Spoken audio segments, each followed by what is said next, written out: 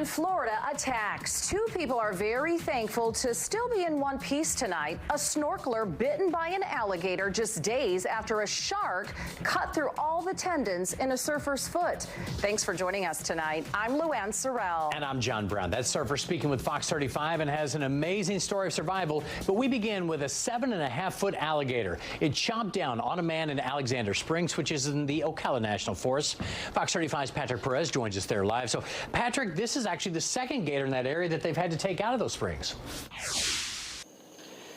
Yeah, John, just last week there was an incident involving a gator and someone's pool noodle, and then yesterday something much more serious, this time involving a man and another gator, a different gator, and that's why the springs remain closed tonight. You can see the sign that they have propped up here, warning visitors to go somewhere else while FWC completes its investigation.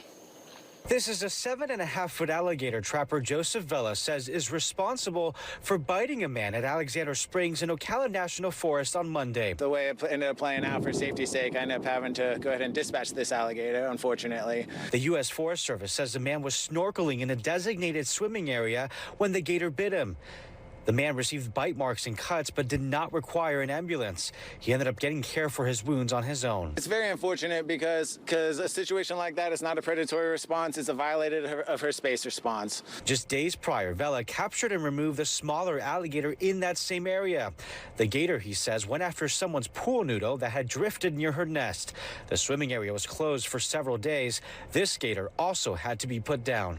Here's your gator nest. There's your swimming hole. So in that situation, all that alligator was doing, she was just getting in there to protect her babies. With these springs growing in popularity, Vela warns those who like visiting them to keep their distance from the gators and to leave them alone. When you go to a spring that has vegetation along the edge, recognize that the state's doing their effort to coexist with them at the same time. So you're going to have to do your effort as a patron of that spring. So during that incident involving the gator and the pool noodle, the park was closed for about 4 days. Again, that sign's still up tonight. The U.S. Forest Service tells me they plan to reopen the springs here sometime later this week. We'll keep you posted. For now, we're live tonight in Lake County. I'm Patrick Perez, Fox 35 News. All right, thanks.